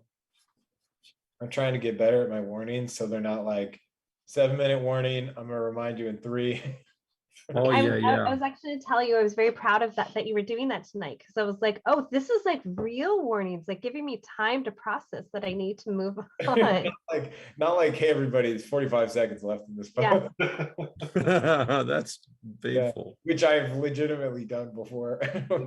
In 5 minutes, I'm going to give you the 3-minute warning Oh, that would be or cool. the 2-minute warning. Yeah, that was my go-to. Warning for the warning. And it won't really be the warning, it'll be the preemptive, because Yeah, that's the how it warning works. is in 2.5 minutes. It's a pre-warning. Oh, so Timmy, I listened to all of the story time with Seth Rogen. Oh yeah. Oh, they were so good. The first one though was the best. Yeah, it's funny. The best one he does, this is a podcast that Seth Rogen does, and he just like has a person tell a story, and he kind of narrates it and like walks them through the story, and it's like heavily produced. But yeah, Cassandra, the first one, it's with a non-famous person. It's the best one. Yeah, I loved it. Yeah. Well, and just like the trickle down effect of like, oh, this guy affected her, and then who affected him, and he just like kept interviewing back. Yeah, but yeah, good listening for anybody who wants a new podcast. Story time with Seth Rogen. Yeah, Timmy recommended it to me earlier this week, and then I just like went to town and listened to all of them. Which I told Cassandra when I was in college, I had a radio show that was called Storytime with Timmy Trayvon. Oh, Yeah. And a lawsuit. we got in trouble because we did an entire reading of the entire Star Wars franchise. Oh my God. Like I cast it out. It was really fun. I cast it out and I did like Foley for it. And there was a Seriously? local. Oh yeah. It was so That's much. so fun. It was like 6 people. And everybody had like 3 or 4 characters. It was so much fun. Foley is my fantasy job. Oh, it was really fun. We had one person in there that just did ridiculous sound effects the whole time. It was really, and like, you know, there was probably like one episode where it was like the Foley person got out of hand. It was just, it was way too much Foley. when you start talking like, hold on, Foley, you got to hold it up and it's like, yeah, you nobody stop even the knows whole what it show and is. you're just like, we don't need doors closing. That's funny. But it was an awesome door closing. Yeah, there was like creaky floor. You're like, come on. Yeah. I had it though. I had the sound. I nailed it. You know what sound effect I can't stand is when they like totally like the chewing is too loud. Oh wow. Good. That's no good. Foley. Now I know. Amateur Foley move. Yeah. There's a really fun video of these 2 guys watching like existing movies and doing the Foley for them. Oh, that's fun. It's Yeah. a lot of fun, you know, and there's fight scenes involved and they take like, they're like movies from the 70s, you know, with like really kind of goofy fight scenes. And You know, if anybody is attending from Italy and works in the film industry there, maybe they can verify this, but I was told that almost majority of Italian movies, the audio is not captured on set. Oh really? And that they actually dub it after the fact. Almost always. Like contemporary movies filmed in Italy. I don't know if that's That's weird. I wonder true. why. Well, Seems the like it should be theory, more the expensive. theory I was told was that crews were just like very loud. Like, Oh my God. and Alfred Molina in an interview talks about this. The actor, he directed a film in Italy, and he said he was trying to get the crew to be quiet, and they were like, "You're gonna have a mutiny if you do that." We were like, and so he had to dub his film afterwards. Oh, you know what? I did hear about that. Just Italian film crews, how difficult it is. Just because the whole culture is much different. Yeah, I don't know. Huh. Could be. Alfred Molina says so. Yeah. Well, Yeah. Fascinating. I That's a didn't. lot of work. I didn't, and you didn't. Yeah. Big Al did. Octopus Al did. Doc Ock. Yeah. That poor guy. He's a serious actor. How much of his career do you think is like his recognition is tied up in? Dude, Doc Ock. oh, I'm sure. What is his thing? He played Doc Ock in Spider-Man. Yeah, he's Oh, Dr. Octopus. yeah. I forgot about that. Well, that's because you were. I don't know if you were even born yet, Timote. I saw Spider-Man Peter. I saw that one in theaters. Yeah. Just sneak in. No, I remember going to see it, and it was like a novelty that it was a superhero movie. Yeah, yeah. Yeah. It was like, can you believe it? Like, because I think prior to that, the only major superhero movie that I like had for reference was like, you know, the Batman franchise. The Superman movies were like old for me, you know. Yeah. But I was all, you know, the George Clooney, George. Oh Clooney, my God. Mr. Freeze. That was amazing. We had a really I don't know what kind of vehicle it was. It was it's SUV with a DVD player when the kids were little, and that was the only DVD we had, and it got stuck in there. So like it got stuck on play. So whenever I turned the car on, like we would just be subjected to Arnold Schwarzenegger's Mr. Freeze for however long we were going to drive. Mr. Freeze. That is It will be absolutely cool. hilarious. Yeah. Oh my God, that's Oh, yeah. hilarious. Yeah, ours was, our leftover brother were out there in there for Oh. about 6 years. Oh, And nothing wrong with that. whenever we would travel, and so my kids could recite it completely. That's They awesome. probably still can. See, Man, that's actually, you get some culture going on there, but yeah. dealing with- You're just dealing with the yeah, nipple suit of yeah. yeah, the George Clooney suit. Your weekend worthless, Oh my God. Oh, man. When I was little, we drove to Colorado, and my dad put this was not, there were not TVs in cars at this point, but they had like a box television that they could hook up to a cigarette lighter. Oh yeah, good times. Oh yeah, that's what my dad did. Yeah, but this is what my dad went. He went half. He just went 50%. He got the TV and everything, but then got us like Lonesome Dove. Oh my God. That's something that they wanted to. Yeah, like a bunch of like 6-year-olds. He did that for himself. Exactly. Yeah, he's driving the car, just listening to us watch Lonesome Dove. Oh my gosh, yeah. We listened to the trials of Augustus McRae and Captain Cobb. Yeah, well, John, we were more kind of at the Aladdin phase of our lives. Well, he was trying to step things up. Yeah, he was trying to broaden our horizons. Timmy, I totally sympathize with you. We had to do this long family trip, and my dad hooked up like the VCR TV combo to the lighter, and we had to watch like the blue and the gray or whatever. And I wanted to watch Disney movies, and I had to watch like a 6-hour movie on the Civil War or something. That's fantastic. Yeah, somebody told me that like everybody's dad in the 90s was studying for like a big World War II test. Like, yeah, we did that. I mean, my dad was funny. He didn't do much of like the I don't know. He was a great dad, but he didn't do the like chores of taking care of children often. And He's old school.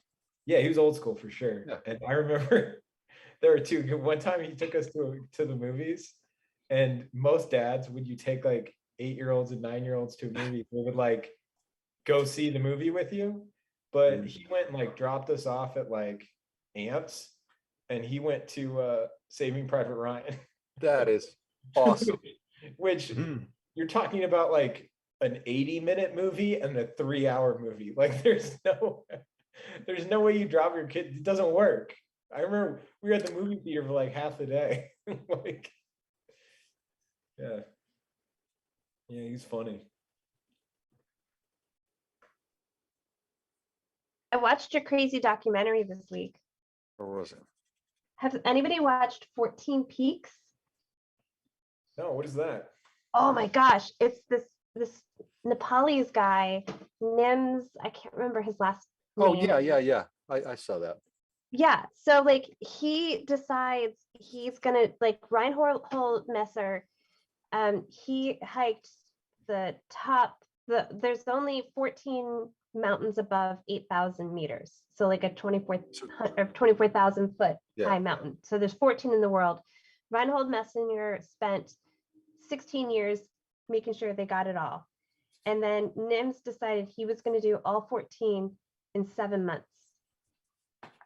And so you watch him like kind of break it apart into sections of like where they are in the world. And he just like tackles it with his team, and they're all Nepalese, and he just kind of wants to like stand up for, that they're not just Sherpas and not just like that there are these majorly talented people. Like it was capable of great things, and like no one has been able to do it. Like they broke like 4 world records, or 3 or 4 in the process of it. I am just going to say now is the time to start. The panelists are going to keep drawing, but this is your 2-minute warning. Stop, drop your pencils, put your paper down, and post your work to Instagram using #illustration isolation and @visual arts passage. and we're gonna move over to Instagram in a minute or two and check out everybody's work. So post it. Now is the time to post your Oh, work. that's looking good. John, Yeah. that's fantastic. Wow. Awesome, John. Dang. You look like you've done this before. You didn't just wander in here. Yeah. First time's a charm. You've been It's training, tell us. funny, Cassandra. I love documentaries, but for some reason I've been really into like the whole mountaineering thing. Yeah. Did you see the Alpinist? That's next on my list because Yeah. it's, I dabbled a little bit in mountain climbing, and I got to tell you, it's just insane what they're accomplishing, and I do crazy. not have the guts to do the stuff they're doing, and honestly I don't want to, but I love Same to here. watch it. Yep. Same here. And the cinematography in the Alpinist is just mind blowing. That's what I heard. I heard Mind-blowing. that is just such a beautiful, beautiful movie. Yeah. But yeah, that's it's an intense movie too. Yeah. The places that he went, and Yep. those are not things that I would do. But Absolutely, I'll never. Even never- Alex Honnold was like, this guy's crazy.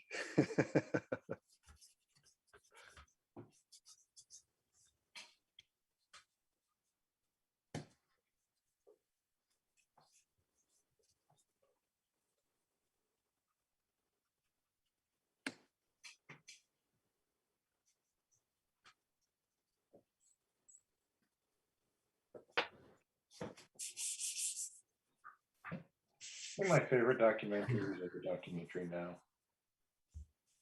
I mean, I gotta say, They watched a lot of documentaries to make that one. Like there's they sure did.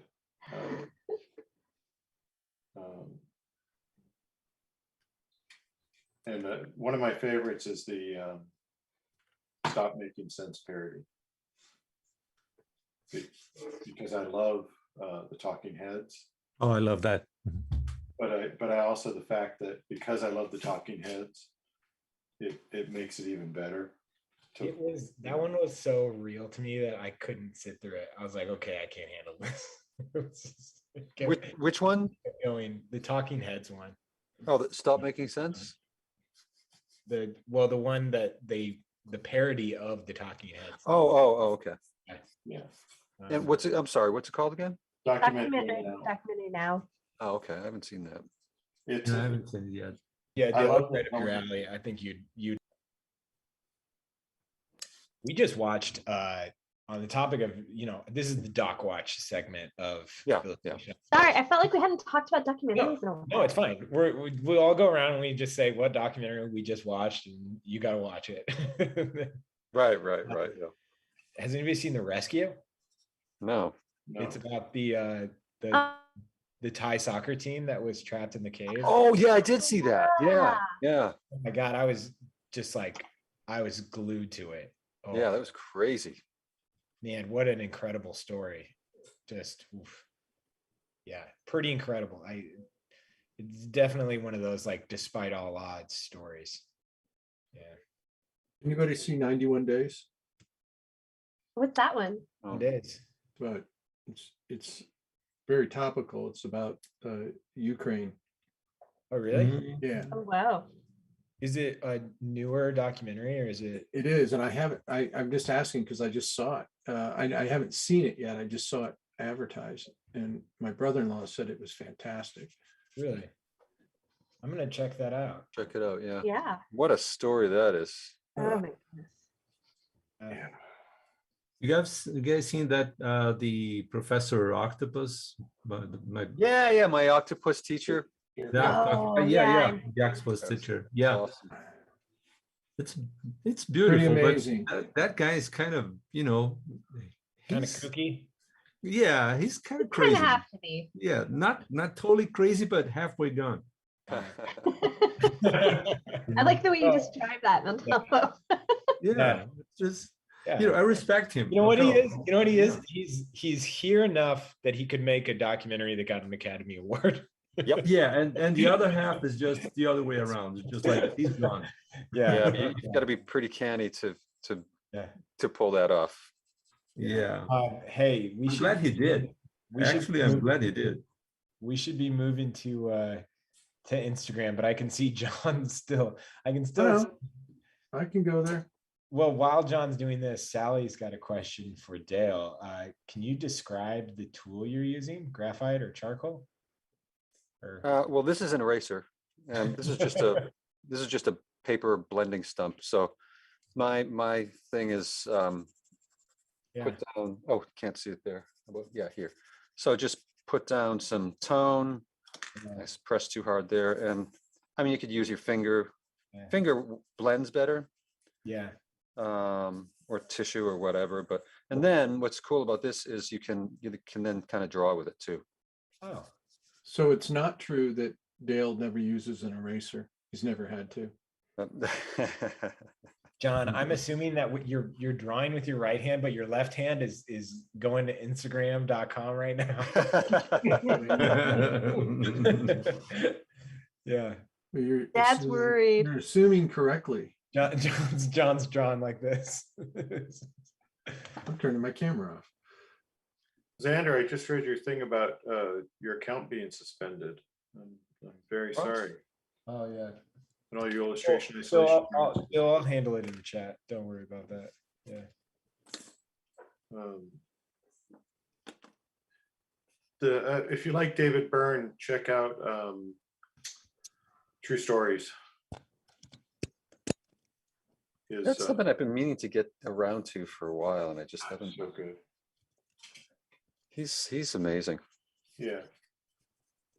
That's got a very young John Goodman in it. And you guys have seen The Power of the Dog? Oh, that No, is I haven't. remarkable. Wow. Incredible. Great. Wow. Great. I had to watch it twice because I lost the thread because I kept stopping and just looking. Yeah. You know, Because it is actually beautiful. oh, it's Beautiful. gorgeous. Yeah. Photography is amazing. Yeah. But I'll have to see it twice because the story really is really deep, and how they got into this, you know, the subtleties and the atrocities that they did. It's a fine balance between, you know, horror and sweetness and something like Nice. yeah, It's amazing. very nice, Chuck. yeah. We're kicking off, guys. Oh, good idea. Here we go. Wow. Nice. Oh, yeah. With is that gouache or that looks awesome. It looks It's really like cool. acrylic around it. Lots of good stuff in here. That is. Sweet. Check this out. Oh my God. Cool. Oh, that's beautiful. That's so terrific. awesome. Really well done. I love Oh, that. man. I love that one. Yeah, Yeah. that's so good. The ears. Some line work. Those ears. Yeah. Look at that. Wow. That's my That's pretty cool. husband. Beautiful. The pattern on the dress. That's great. Mhm. I like that one as well. Yeah. Oh, that's Same cool. Yeah. Beautiful. Wow. I'm just randomly clicking. You're very good. This is awesome. All in one page. Yeah. Oh. That's why I clicked on it. Yeah. That's the policy. Put them all on one page. Oh, I'm that's one on the definitely- left there too, just above. That's really cool. Mhm. Look at that. And Sienna. yeah. Nice. Oh, Sienna, that's great. Whoa. Check this out. That Oh, Nice, nice. that's Tyler. beautiful. Wow. Oh, nice, Tyler. Really Incredible. nice. Super moody. They're a great row right here. These are Yeah. fantastic. Yeah, I was thinking that whole row looked phenomenal. Very fun. Bold strokes. Guess Oh, and who? Chuck said pencil, pen, gesso on cheap cardboard. Oh, yeah. Good job, Devin. Nice, Devin. Really good. This is Peter, I bet. Oh man. Yeah.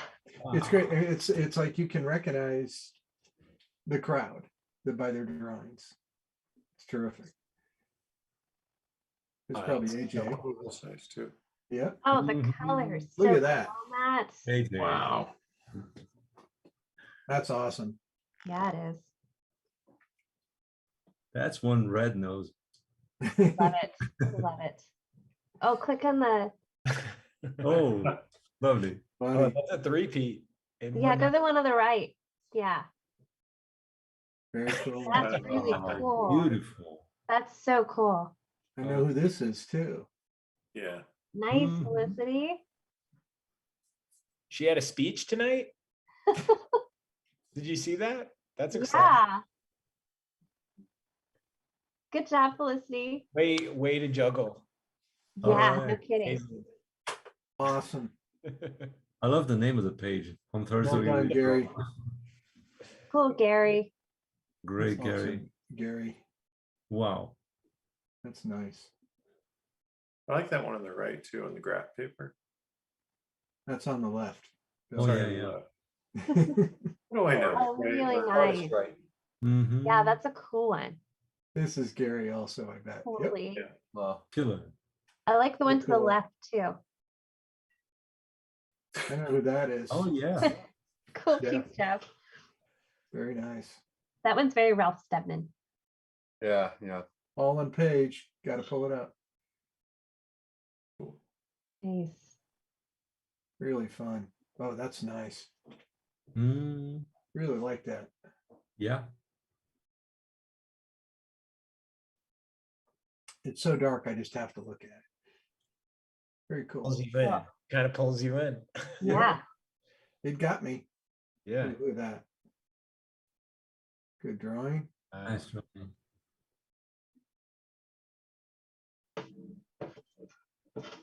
Good. Mhm. It's really nice.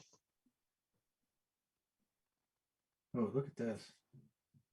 That's fun. I love the camera. Right. They've obviously seen the show. Yes. Yeah. That's so funny. That's so funny. You don't mess with the Peaky Blinders. Yeah. Nice Beautiful drawing. drawing. Yeah, that's really nice drawing. That's great. I knew that was Cool, Sally. Sally. Mm, nice. Well done, Sally. That's Jeff again. No, it's Leslie. Yeah, good job, Leslie. There's one up there in the middle. I think it's. Can you go up one row? Yeah. This one in the center. I already did it. Pay Yeah. attention, Montalvo. Oh, you did? Pay attention, man. I blinked. Oof. Montalvo. Sorry. Oh, I like it. You gotta look fast around here, Montalvo. I like the Invisible Man one. Yeah, Oh yeah. That's great. totally. That's But it's a really great. woman. All right, that's really Very smart. efficient. Very nice. Huh. Well, good job, Sally. Yeah, Sally. Mhm. Oh, this is nice. Wow. Beautiful. Very nice. Yeah. Look at this. Oh, cool. Very well Whoa. done. Yeah. These are all great. I love this one Oh, too. that's cool. I Yeah. love Yeah. the drawing in this one. It's awesome. Oh, that Yeah. one on the left. Peter. Man, the one on the left is totally captures the eyes. Yeah. Yeah, that's awesome, Nice, Peter. Pete. Whoa. Whoa. That. Yeah. That's nice. beautiful. Mm. Really Wow. beautiful. Hey. Oh. That's That's great. fantastic. That's fun, Well done, Marcy. Marcy. Nice collage. Oh, I like that. Great That's one. strong. That's Mhm. really cool. Look at the head. Look, Yeah. that is That fantastic. is so cool. I hope you continue drawing with us because that looks like a new artist, I think. Oh, Jeff, those look really cool. Good job, Jeff. Really. Oh, I know that in the middle. Very Yeah, interesting. that's really neat. I gotta click. love on that it. color. Well done, Chuck. Yeah, Mhm. really nice, Chuck. Good likeness. Yeah, I was just gonna say the same. That's AJ. Whoa. Yeah. dude. Wow.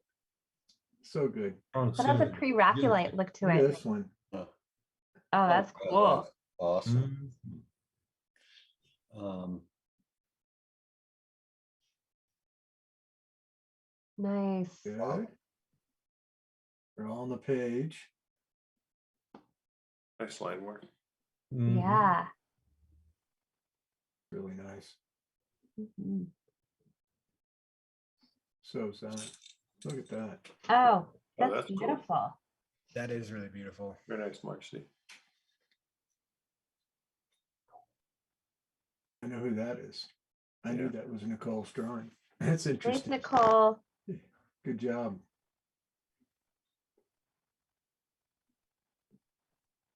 Oh, that's lovely. Really I love nice. how delicate you were with that necklace too. Very good. Really good. That's nice too. That's wow. Oh, that's cool. Very good. I love that. I do too. It has like beautiful movement to it. Uh-huh. It's very fun too. Oh, that's cool. Cool.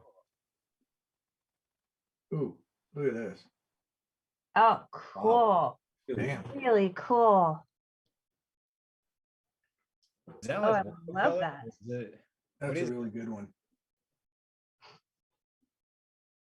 That's fun. Mhm. Eh. Okay, hold on. Oh, that's Oh, nice. that's great. Mhm.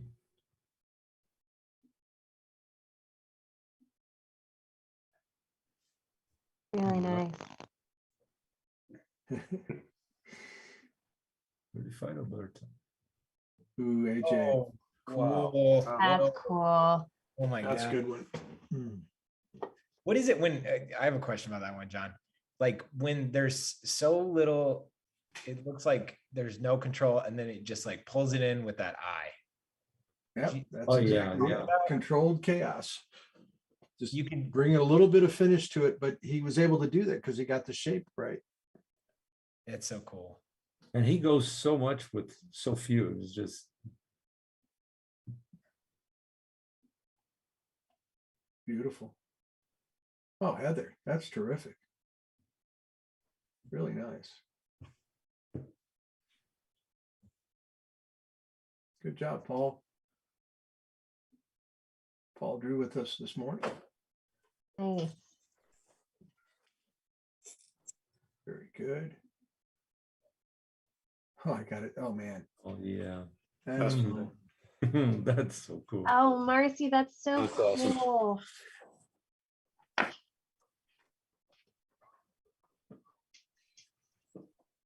Good. That's a nice drawing too. Oh yeah. Oh, so is this. Oh, yeah. Oh, There you go, Ocean, that's Ocean. cool. Love the textures. Very nice.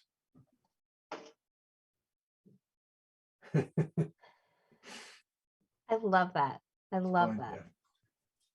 That's fantastic. Wow. Carl, A lot of great. drawings Oh, tonight. Wow. Nice, Ocean. oh, that's lovely. Looks like a Balthus drawing. It's really well done. Yeah. It is. It's really well done. Great line work. Oh, wow. That is awesome. Oh, yeah. Great stuff.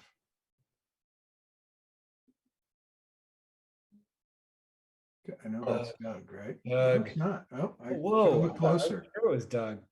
It's really Sorry. nice. Sorry, it's really great. Yeah. For us, mistaking it for a Doug is a real compliment. Yeah. Doug's Hey, great. Doug, you got company. Look out, Doug. Yeah, That's watch out. really nice. Very Uh-huh. well done. So sits. Oh, They're all that's fun. good. Oh, I love that one too. Oh, wow. These are all great. The one on the right kills me. This thing is awesome. Oh yeah. Oh, that's so cool. This red hand. Great. Is that Peter? Yep. Yeah. Well done, Peter. Very strong one. Oh, these are great. A lot of really great drawings. Nice job, Nicole. This is great. This is a lot of submissions tonight. This is awesome. Yeah. Good.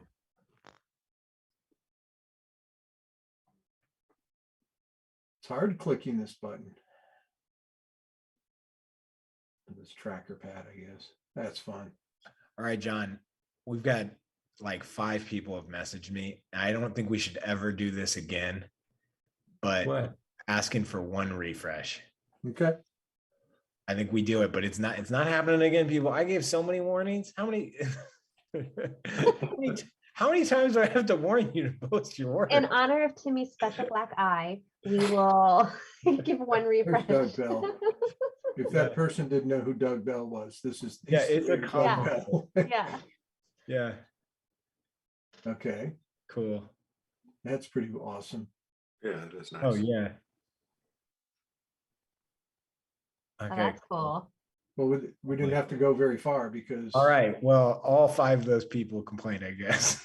That's right. That's a really cool piece too. That's I really worth like it though. They were good. It They was were really worth good. it. That was great. Yeah. I'm gonna I'm click really- on every one of them. It was worth the refresh. Oh, Awesome. that's great. I love the color on that one. That's fun. Back to the beginning.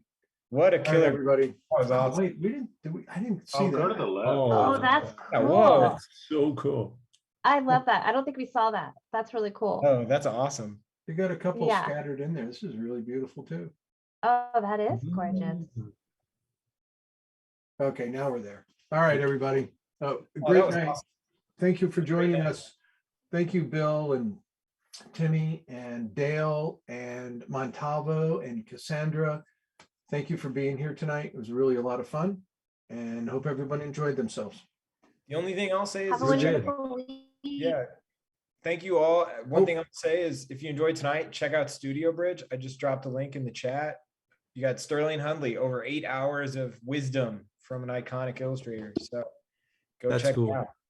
Yeah. Other than that, everybody have a good night. All right. Good night, everyone.